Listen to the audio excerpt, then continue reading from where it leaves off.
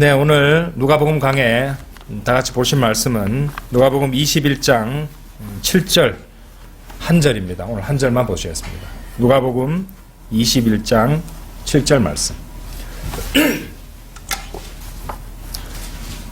누가복음 21장 7절 제가 받들어 읽겠습니다.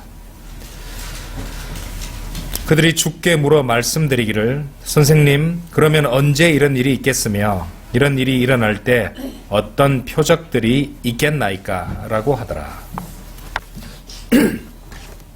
네, 오늘 21장 7절, 누가복음 21장 7절 단 한 절만 보실 텐데요. 오늘 드릴 말씀 제목은 20가지 재림의 표적들이라는 제목으로 말씀드리겠습니다. 20가지 재림의 표적들. 오늘 굉장히 중요한 공부가 될 것이고 오늘 성경 말씀을 많이 찾아보겠습니다. 이 7절에 보시면은 이제 그들이 주께 물어 말씀드리기를, 마가복음을 보시면요, 이 그들의 누구냐 이렇게 궁금하시잖아요. 마가복음을 보시면 이 그들이 누군지 알 수 있습니다. 단지 이 제자들 4명이 바로 그들이란 것을 마가복음 13장 3절에서 확인해 볼 수 있는데요. 마가복음 13장 3절에 이런 말씀 나와요. 그 후 주께서 성전 건너편 올리브산 위에 앉아 계실 때에 베드로와 야고보와 요한과 안드레가 따로 주께 묻기를. 바로 이 4사람이었어요. 그걸 갖다가 누가복음 21장 7절에서는 그들이라고 했던 것입니다. 이 4사람은요, 소위 그리스도의 이너서클, 핵심 제자들로서 통상 베드로, 야고보, 요한인데 이너서클 하면 통상 이렇게 3명입니다. 베드로, 야고보, 요한 이렇게 되는데 여기에는 이제 안드레가, 그러니까 베드로 형제죠. 베드로 형제인 안드레가 추가된 그런 경우라고 할 수 있겠습니다. 이 4사람은 주님께서 이제 주시는 이 주님의 재림, 그리스도의 재림에 대한 주님의 가르침을 받게 되는 것이죠. 이제 주님께서는 그 이어질 말씀들에서 6가지의 재림의 표적들을 제시해 주십니다. 8절에 나오는 이 가짜 거짓 그리스도, 그리고 전쟁의 확산 9절에서 10절에 나오죠. 그리고 11절에 나오는 큰 지진들이 있고요. 기근들, 역병들, 그리고 하늘의 표적들까지 해서 그렇게 됩니다. 오늘 이 주님께서 말씀해 주신 이 재림의 표적들은 이제 오늘 공부하지는 않습니다. 다음 시간에 다시 공부할 것이고, 오늘은 주님께서 직접 알려주신 그 6가지 이 재림의 표적들 공부하시기 전에 이제 기초 공부라고 생각하시고, 그 외에 이제 성경에 나오고 있는, 성경 전체에 흩어져 있는 이 20가지의 재림의 표적들을 찾아서 하나하나 한 구절 한 구절 살펴보시면서 공부하도록 하겠습니다. 아까도 말씀드렸지만 오늘 성경 말씀들을 굉장히 많이 찾아보게 될 것입니다. 자, 20가지 재림의 표적들. 첫 번째로 무화과 나무가 싹이 트는 것입니다. 그럼 잘 아시죠? 그것은 곧 이스라엘 민족의 다시 태어남을 말하는 것입니다. 이제 한번 찾아보겠습니다. 예레미야서 8장 한번 열어보세요. 예레미야서 8장. 예레미야서 8장 11절에서 13절입니다. 예레미야서 8장 11절에서 13절. 그들이 내 백성의 딸의 상처를 가볍게 고쳐주며 화평이 없을 때에 말하기를 화평이라 화평이라 하였습니다. 그들이 가증한 일을 행할 때에 부끄러워하였느냐? 아니라 그들은 조금도 부끄러워하지 아니하였고 얼굴도 붉히지 않았도다. 그러므로 그들은 넘어지는 자들 가운데 넘어질 것이요 그들이 감찰의 때에 버려지리라. 주가 말하노라. 주가 말하노라. 내가 반드시 그들을 진멸하리라. 포도나무에 포도가 없고 무화과 나무에게도 무화과가 없고 잎은 시들 것이며 내가 그들에게 주었던 것들이 그들에게서 없어지리라. 자, 이제까지 읽었던 것이 이스라엘이 일시적으로 잠시 버려진 상태를 말하고 있는 것입니다. 그런데 이렇게 영원히 버려진 게 아니에요. 마가복음 13장으로 가보십시오. 마가복음 13장.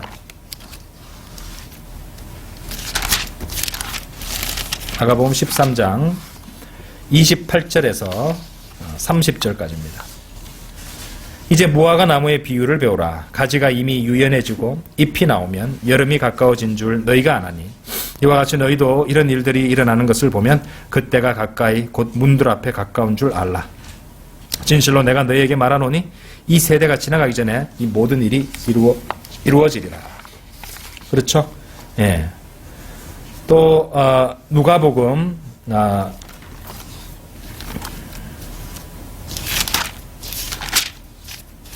앞에서도 우리가 이제 그 무화과 나무의 비유에 대해서 우리가 자세히 공부를 했었습니다. 그죠?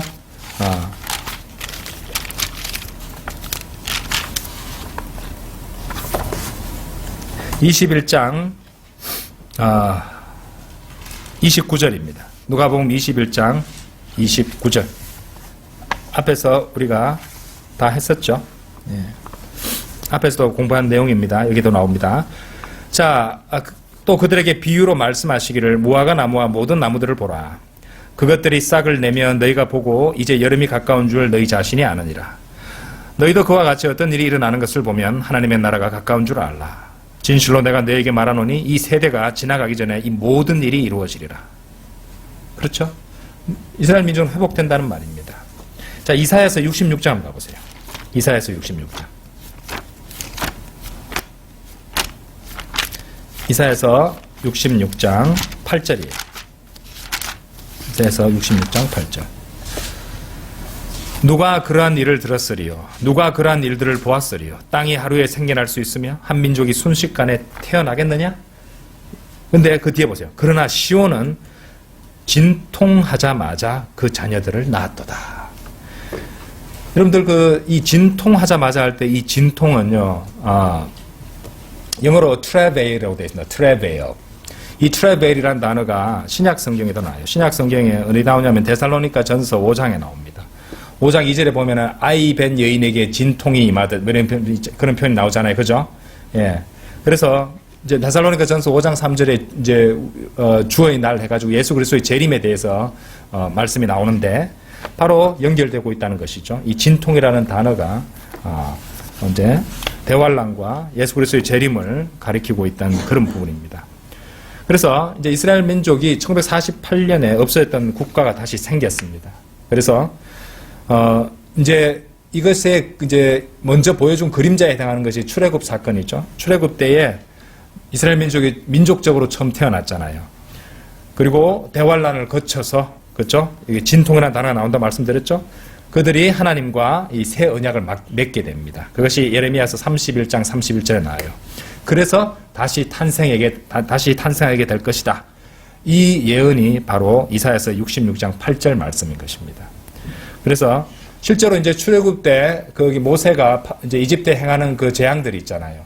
이런 것들이 대환란 때 있을 그런 재앙들의 예표가 되는 사건들이었죠. 그러니까 이제 출애굽 때에 민족적으로 처음 탄생했듯이 대환란을 거쳐서 이스라엘 민족이 다시 새롭게 이제 민족적으로 회개하고 그렇죠? 새롭게 탄생한다는 그런 개념으로 이해를 하시면은 딱 짝이 된다고 생각합니다. 자, 이것이 첫 번째 표적이었습니다. 이스라엘 민족은 1948년에 2000년간 나라가 없이 그렇게 세계 곳곳을 전전하다가 이렇게 기적처럼 나라가 다시 생겨났다는 것입니다. 그죠? 이건 하나님께서 이제 그분의 계획을 실행하시는 그 첫 번째 첫 단추처럼 그렇죠? 이미 그 전에 많은 사건들이 있었겠지만 아주 상징적인 사건으로 이스라엘 민족이 이스라엘 국가가 다시 생겨났던 무화과 나무의 비유로 연결시켜서 생각할 수 있다는 것입니다. 자, 재림의 20가지 표적 두 번째는요. 유대인들이 이 팔레스타인 땅으로 복귀한다는 것입니다.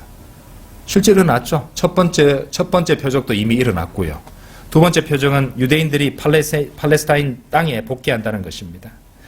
자, 에스겔서 20장 34절에서는 또 내가 능한 손과 편팔과 진노를 부음으로써 그 백성으로부터 너희를 인도해 낼 것이며 너희가 흩어져 있는 나라들로부터 너희를 모으리라 이렇게 되어 있습니다. 이사야서 말씀 같이 해보죠. 이사야서 11장 가보세요. 이사야서 11장 10절에서 12절까지입니다. 그날에 이새에게서 한 뿌리가 있어 백성의 깃발로 서리니 이방인들이 그것을 찾을 것이며 그의 머무는 자리가 영화로우리라.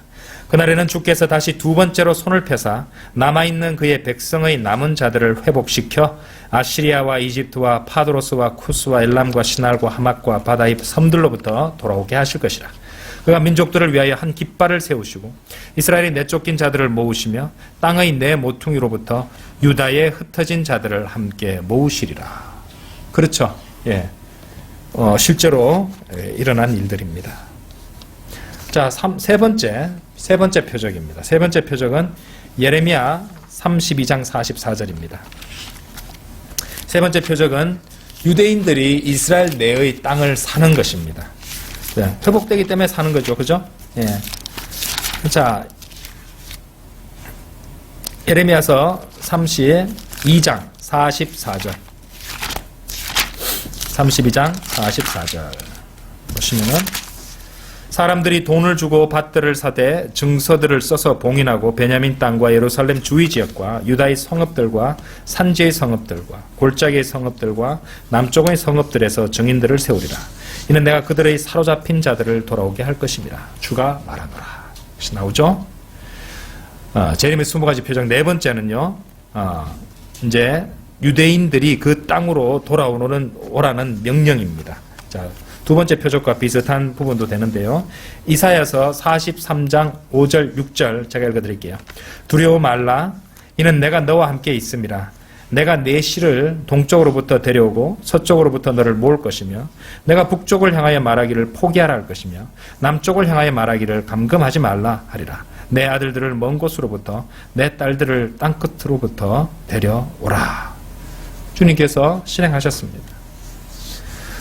그리고 다섯 번째 재림의 표적은요, 순수한 언어의 출현이라고 말할 수 있습니다.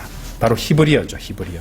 이스라엘 지금 히브리어도 씁니다. 그렇죠? 이스라엘은 히브리어를 쓰고 있단 말이죠. 스파냐 3장 8절입니다. 스파냐 3장 8절. 3장 8절에 보시면은 주가 말하노라. 그러므로 너희는 내가 일어나서 먹이로 삼는 날까지 나를 기다리라. 이는 내 결심이 민족들을 모으는 것입니다. 내가 왕국들을 모아서 그들 위에 내 분노 곧 나의 모든 경노를 쏟으리라. 이는 온 땅이 내 질투의 불로 삼켜질 것입니다. 9절 잘 보세요. 그때에 내가 백성에게 순수한 언어를 돌려주리니 그들이 모두 주의 이름을 부르며 한 마음으로 그를 섬길 것입니다. 자, 이 예언이 나와 있죠, 그죠? 예. 이제 순수한 언어를 돌려줘서 그들이 모두 주의 이름을 부르며 한 마음으로 그를 섬길 것이다. 이건 아직 일어나지 않았습니다, 그죠? 예, 이런 일이 될 것이라는 것입니다. 지금 실제로도 이제 2000년간 그렇죠? 나라가 없던 민족들이 그것을 유지해서 히브리어를 쓰고 있다는 말이죠. 준비 작업은 이미 다 여러 가지 국면에서 이루어지고 있으며 준비되고 있다는 것입니다. 자, 그 중에 또 하나가 여섯 번째 재림의 표적은요, 역시 나라도 없이 언어도 뭐 이렇게 같이 모일 장소도 없으니까 다 흩어져 있다가 모였는데 이 통화가 다시 회복됐다는, 이스라엘 표준 통화로서 세켈이 회복됐다는 것이죠. 출애굽기 30장 13절에 보시면 이 세켈이라는 그 단위 설명이 나옵니다. 계수받은 자들 중에 드는 모든 자가 바칠 것은 이것이니 성소의 세켈대로 반 세켈이라. 한 세켈은 20계란이라. 반 세켈은 주께 봉헌되어야 할지니라. 세켈을 갖다 지금 이스라엘 쓰고 있습니다. 예. 그것도 다시 회복되었습니다. 예. 그런 것도 우리는 무심코 지나치는 사건이지만은 실제로 이 모든 것들이 다 준비 과정이라는 것이죠. 그리고 일곱 번째 재림의 표적은요, 고대 이스라엘의 도시들이 재건되고 있다는 사실입니다. 에스겔서 36장 10절에서는요, 폐허에는 집을 짓게 되리라, 이런 말씀이 나옵니다. 그렇죠? 그 다음에 이제 다 찾아보진 않겠습니다. 에스겔서 36장 38절. 그러니까 지금 이제 찾아볼 곳은 원래 에스겔서 36장 10절, 22절, 25절, 38절인데 38절을 보시면은 거룩한 양떼처럼 예루살렘의 정한 명절들에 그녀의 양떼처럼 삭막한 성읍들이 사람들의 때로 채워지리니 그리하면 그들이 내가 주인 줄 알리라. 그런 이때 삭막한 성읍들이 사람들로 채워지고 집들이 지어지고 이런 일들이 이제 일어나는 것. 그 준비를 보면은 재림의 때가 가까웠구나 알 수 있다는 것이죠. 자, 그리고 여덟 번째 재림의 표적은요, 이사야서 27장 6절에 나옵니다.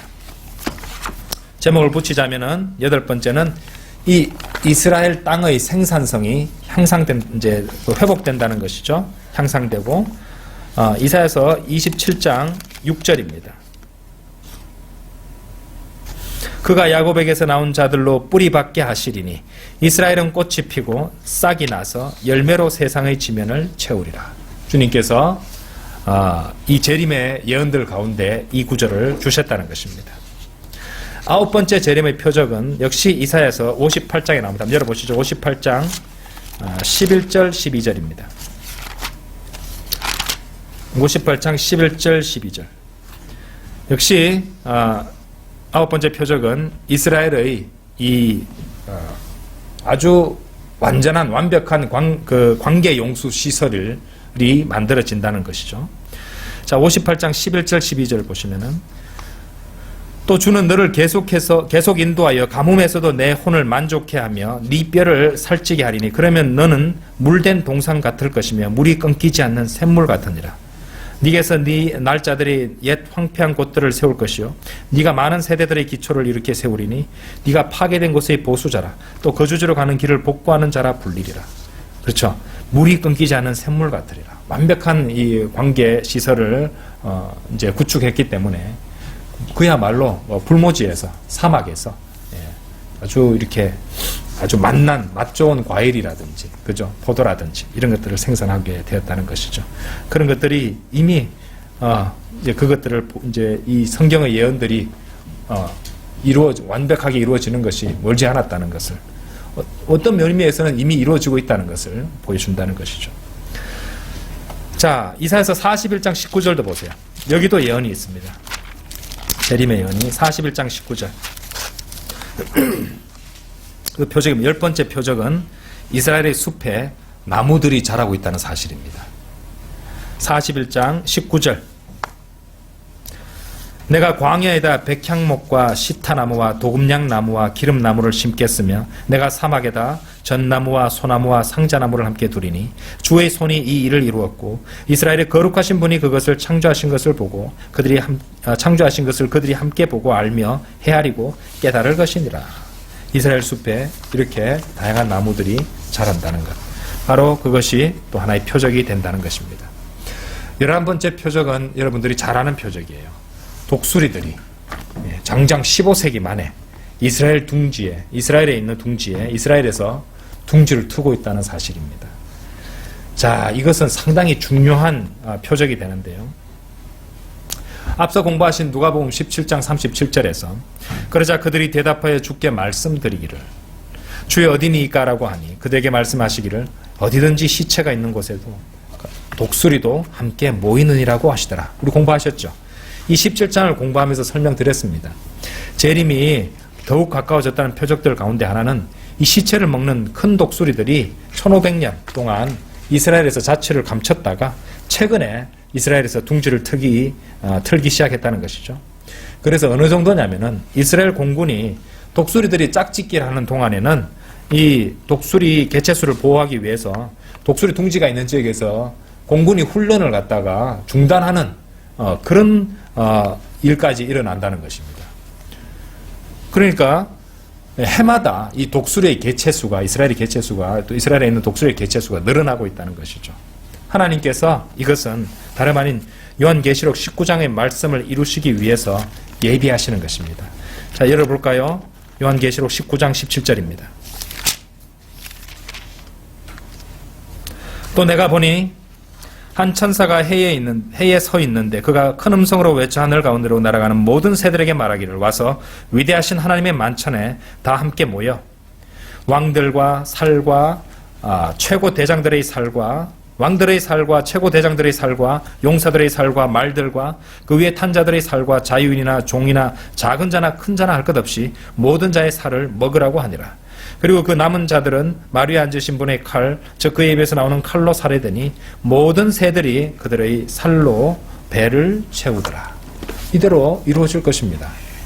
하나님께서는 우리가 주의를 기울이지 않는다 할지라도 이 일들을 착착 우리 주님의 열성이 그것을 이루어가고 있다는 것이죠. 말씀대로 그분의 말씀을 그대로 성취하신다는 것입니다. 12번째 재림의 표적은요, 이스라엘의 강우량이요. 그러니까 1931년에서 1960년까지의 평균 연간 강우량이 53mm 정도 됐다고 합니다. 그런데 1960년에서 1980년에 걸쳐서 536mm로 평균 강우량이 증가했다는 것이에요. 10배가 증가했다는 것입니다. 이상하죠? 기후를 갖다가 관장하시는 하나님께서 강우량을 갖다가 그 세월 동안에 10배를 늘리셨다는 것입니다. 53mm에서 536mm로. 그렇죠? 아모스 9장 11절에서 15절이 그것과 관련된 말씀인데요. 이렇게 강우량이 증가하니까 아모스 9장 13절에 이런 말씀이 나와요. 주가 말하노라 보라. 그 날들이 이르니니 밭 가는 자가 추수꾼을 앞서며 포도를 밟는 자가 씨 뿌리는 자를 앞서리라. 산들은 단 포도주를 떨어뜨릴 것이요 모든 작은 산들은 녹으리라. 14절에서 또 그들이 포도원을 만들어 그 포도주를 마시겠고 그들은 또한 정원들을 만들며 그 열매를 먹으리라. 비가 와야 뭐 관계 용수를 할 수도 있지만은 기본적으로 비가 많이 와야 되잖아요, 그렇죠? 비가 와야 되는데 그만큼 비가 잘 내리지 않던 이스라엘 이 평균 강우량 53mm에서 536mm로 늘어났다는 것입니다. 13번째 재림의 표적은요, 이스라엘이 총독에 의해서 통치되는 민주주의라는 사실이라고 러커만 주석서에 설명이 되어 있는데, 이 총독들에 해당하는 영어 킹제임스 성경 단어는 가버너입니다. 가버너. 그래서 스칼에서 9장 7절에 이런 말씀이 나와요. 또 내가 그의 입에서는 그의 피를, 그의 이 사이에서는 그의 가정한 것들을 제거하리라. 그러나 남아있는 자 곧 그는 우리 하나님 편이 되어 유다에서 총독같이 될 것이요 에크론은 여부스인같이 되리라. 스칼에서 12장 5절 6절 그리하면 유다의 총독들이 그들의 마음에 말하기를 예루살렘의 거민들이 만군의 주 그들의 하나님 안에서 내 힘이 되리라 하리라. 12장 6절에서 그날에 내가 유다의 총독들로 나무 가운데 불하로 같게 곡식당 가운데 횃불 같게 하리니 그들이 오른편과 왼편에 에워싼 모든 백성들을 삼킬 것이라. 그리고 예루살렘은 그 본래의 자리 곧 예루살렘에서 다시 거하게 되리라. 이런 예언들과 연결되어 있다는 것이죠. 그래서 일단 럭커 목사님 주석서 설명에 따르면은 이제 총독들의 자세한 설명이 없어서 저도 이상 설명을 못 드리겠는데 총독들에 의해서 통치되는 이 현재 민주주의잖아요, 이스라엘도. 그죠? 이런 것과 연관해서 이 구절을 이해할 수 있다는 것입니다. 자, 14번째 재림의 표적은요, 전도서 9장 12절에 나옵니다. 전도서 한번 열어보시죠. 전도서 9장 12절. 바로 키워드는 재앙이라는 단어입니다. 사람도 자기의 때를 모르나니 마치 물고기들이 재앙의 그물에 걸리고 새들이 덫에 잡힘과 같이 사람의 아들들도 재앙이 갑자기 그들에게 닥치면 재앙의 때에 덫에 걸리는도다. 그렇죠? 역시 대환란의 냄새가 나는 말씀이 되는 것이고, 이제 럭커만 목사님이 14번째 재림의 표적으로 이제 이 말씀과 더불어서 설명하고 있는 부분은 온 세상이 거미줄에 걸려 사로잡혀 있다고 합니다. 뭘까요? 거미줄이 영어로 뭔지 아십니까? 웹입니다. 웹. 인터넷 웹사이트 하죠. 그죠? 거미줄을 갖다가 웹이라고 하는데, 그니 거미줄처럼 네트워크가 다 돼요. 네트워크가 뭡니까? 그물입니다. 그물. 그러니까 이 온 세상의 모든 민족들이 그물에 걸려 있는 거예요. 마귀의 그물에. 인터넷이라는 그 그물에, 웹에, 거미줄에 걸려 있다는 것입니다. 그것을 마치 단적으로 보여주는 것이 바로 재앙의 그물에 걸려 있다는 것입니다. 메타버스라든지, 그렇죠? 이런 것들을 이제 이용하고 최근에 나오는 그런 어떤 실제보다도 더 실제 같은 그런 가상현실, 그런 걸로 영화도 만들고 하잖아요. 그죠? 이렇게 사람들한테 사람들을 미혹하고 또 익숙하게 만들고 거기서 헤어나오지 못하게 만드는 것입니다. 거미줄에 빠지게 만드는 것이죠. 그죠? 예. 그런데 그것들이 나중에 적그리스도가 이용할 모든 기술들이 되고 수단들이 된다는 것입니다. 예. 세상 사람들 대다수는 모르죠. 그죠? 하지만 우리는 보이죠. 예. 그런 일이 지금 일어나고 있다는 것입니다. 단적으로 보이는 것이에요. 재앙의 그물에 걸려 있는 것입니다. 그러면서도 위기감을 느끼지 않고 재밌다 좀 더 하고 사는 것이에요. 15번째 재림의 표적은요, 성전 재건을 위한 모든 준비가 이루어지고 있다는 사실입니다. 왜 그러냐면요, 성전이 이제 준비가 다 돼야지 성전이 만들어질 거 아닙니까? 그래야지 데살로니가 후서 2장 가보세요. 데살로니가 후서 2장 4절에서 이렇게 할 수 있는 거예요. 데살로니가 후서 2장 4절에서 그는 대적하는 자며 또 하나님이라고 불리는 모든 것과 숭배받는 대상 위에 자신을 높여 하나님의 성전 위에 앉아 하나님처럼 보여 자신을 하나님이라고 하느니라. 그렇죠? 예, 성전이 있어야지 할 수 있죠. 계시록 11장 1절 2절에서 또 내게 지팡이 같은 갈대를 주며 그 천사가 서서 말하기를 일어나서 하나님의 성전과 제단과 그 안에서 경배하는 자들을 측량하라. 성전이 있어야 측량하죠. 그렇죠? 근데 이미 여러분들 다양한 보도를 보시면요, 이런 준비가 다 이루어져 있다는 것입니다. 어떤 기사는요, 이미 돌까지도 다 돼가지고 딱 명령만 내리면 차다닥 그냥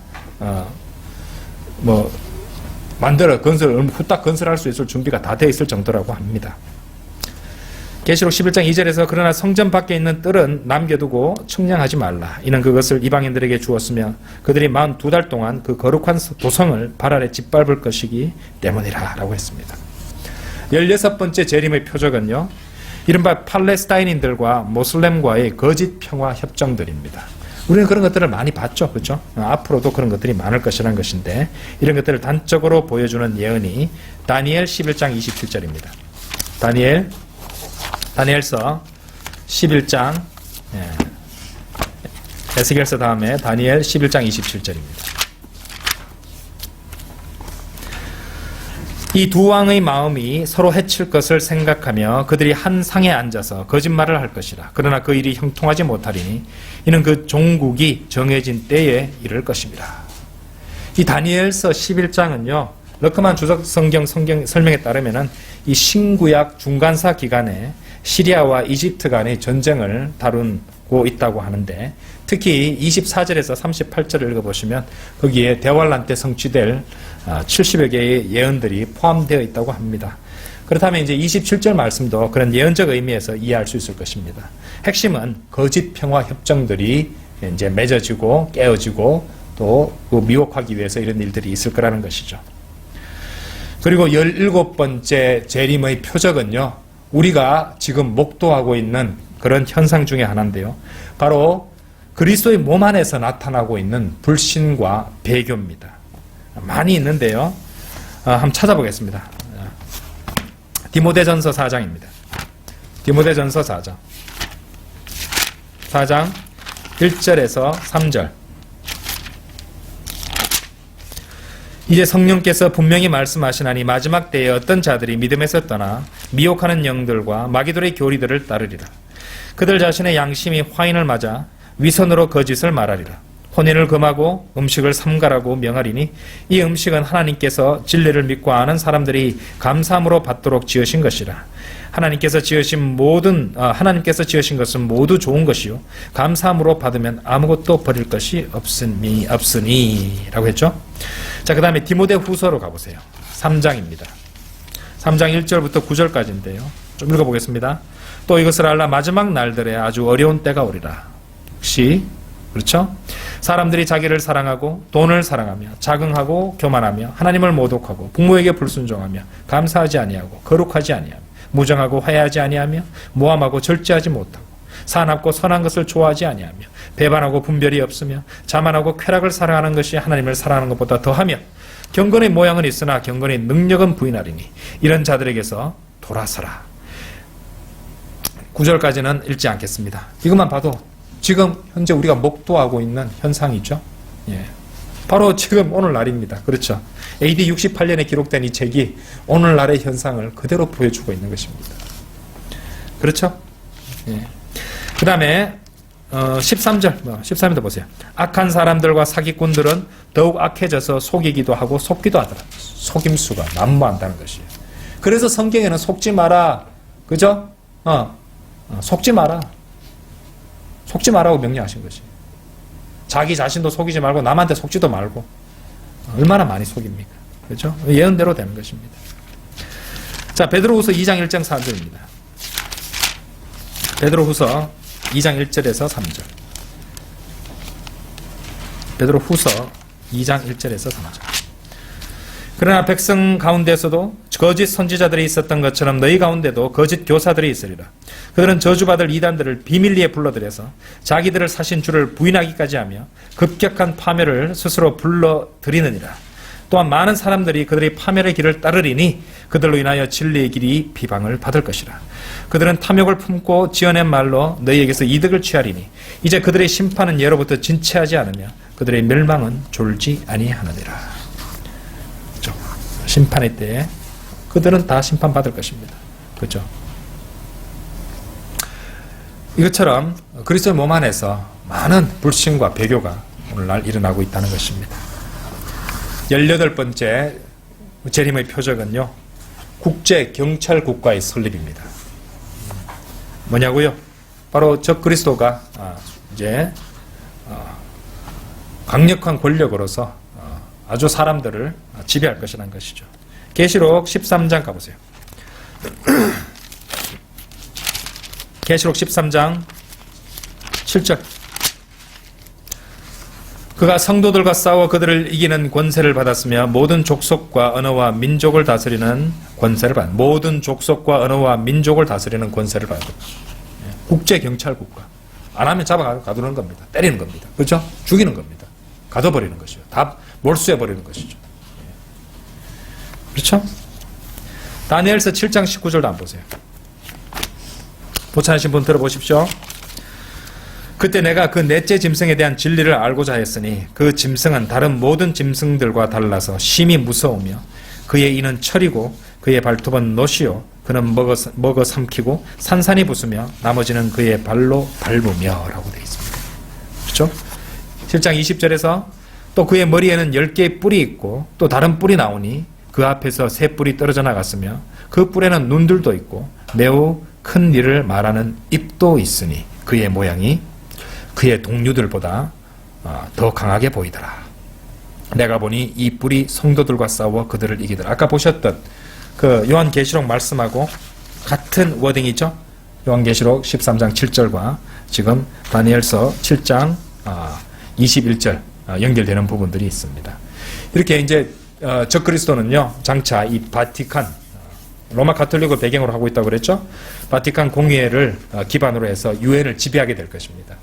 그리고 세상을 로마 가톨릭의 손에 넣어서 사람들을 꼼짝 못하게 지배할 것이에요. 그리고 여러분 잘 알듯이 이 짐승의 표를 받지 않으면 아무것도 사고 팔지 못하게 할 것이고, 또 적그리스도이자는 짐승의 형상에 경배하지 않는 모든 자들의 목을 베어버릴 것입니다. 이런 일들이 일어난다는 것이죠. 19번째 재림의 표적은요, 마귀적인 성경 역본들의 출현입니다. 많이 봤죠? 이미 일어나고 있는 일입니다. 그렇죠? 이미 진행됐고 만연해 있는 일이죠.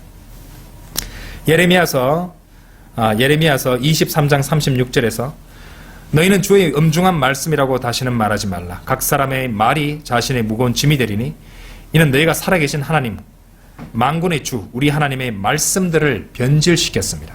하나님의 말씀을 변질시켰다는 것이죠.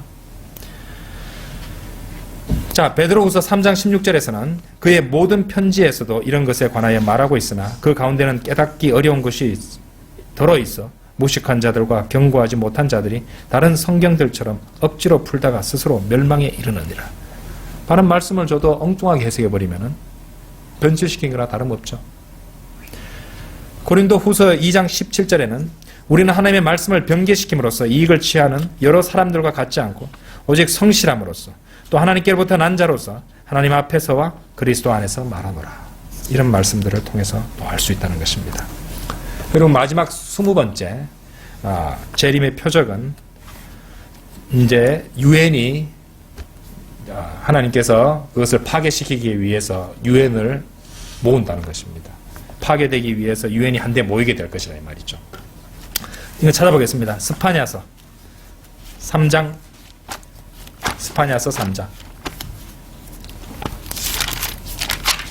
3장 8절. 주가 말하노라. 그러므로 너희는 내가 일어나서 먹이로 삼는 날까지 나를 기다리라. 이는 내 결심이 민족들을 모으는 것이니 내가 왕국들을 모아서 그들 위에 내 분노 곧 나의 모든 경로를 쏟으리라. 아까 보셨죠? 이는 온 땅이 내 질투의 불로 삼켜질 것임이라. 마태복음 13장도 한번 열어보십시오. 마태복음 13장. 마태복음 13장.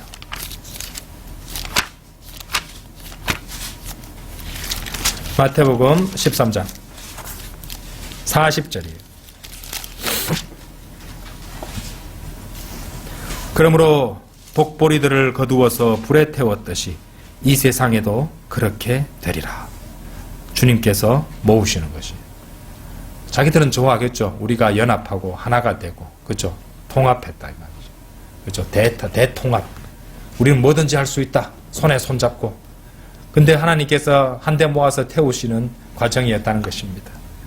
끔찍하죠. 오늘 우리는요, 이 재림의 표적으로 이제 20가지 표적들을 살펴보았습니다. 다음 주에는 주님께서 직접 제시하신 6가지 표적들을 공부하게 될 것입니다. 그리고 확인했듯이 대다수는 이미 일어난 것이고 또 상당수는 현재 진행형인 표적들임을 알게 되었습니다. 그리고 저번에도 말씀드렸지만 우리 주 예수 그리스도의 재림은 모든 바이블 빌리버들의 믿음의 핵심이고 근간이 된다고 말씀드렸죠. 그것도 증거 구절들을 보여드렸습니다. 우리가 믿고 있는 핵심 믿음에 재림이 다 연결되어 있었어요. 그 문맥에. 그렇죠? 예. 그리고 주님께서 이제 지상 재림하시는 그 재림의 시점보다 우리는 어떻습니까? 그보다 7년 앞서서 그분을 공중에서 만나 뵙게 되어 있습니다. 그리고 그 모든 예언들이 이제 곧 우리 목전에서 이제 하나하나 다 실현되는 것을 우리는 참으로 목격하게 될 것입니다. 여러분들은 주님을 만날 준비가 되셨습니까? 그리고 주님의 재림을 공중 재림이죠. 우리는 우선 먼저 공중에서 만나니까. 그러니까 주님께서 공중에서 오셔서 우리들의 이름을 불러주시는 것을 간절하게 기다리고 계십니까? 그런데요, 여러분들, 이것 한번 생각해 보시기 바랍니다. 지금부터 제가 드리는 말씀을 잘 솔직하게 생각해 보세요. 많은 성도들이요, 이 세상에 살기가 너무 악하고 너무 고달프니까요, 어서 주님 오시면 좋겠어요 라고 많이 고백하는 걸 들어보셨죠? 근데 하나 물어보겠습니다. 주님 어서 오셨으면 하는 그 진정한 동기가 고난에서 벗어나기 위해서 주님 오시기를 바라는 것입니까? 아니면 주님의 오심을 정말로 주님을 만나고 싶어서 그 말씀을 하시는 것입니까? 근데 의외로요, 자기가 너무 힘드니까 이 힘든 데서 내가 너무 몸이 아프고 너무 상황이 힘들고 너무 세상이 너무 악하고 소망이 없어서 이 세상에는 보람도 없고 낙도 없어서 빨리 하늘로 본향으로 가고 싶어. 그래서 주님 오시길 바라는 겁니까? 아니죠. 의의 면류관의 조건이 뭔가요? 디모데후서 4장 8절 한번 들어보세요.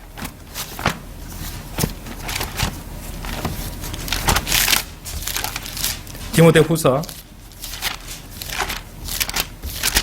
4장 8절.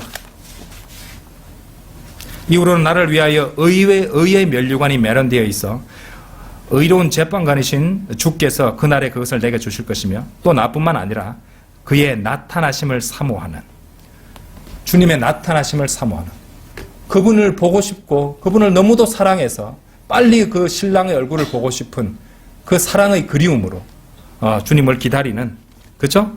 그런 모든 사람들에게 주실 것이라고 말씀하시는 것입니다. 기다림의 동기는, 그리스도인의 기다림의 동기는 고난을 탈출하기 위해서, 그렇죠?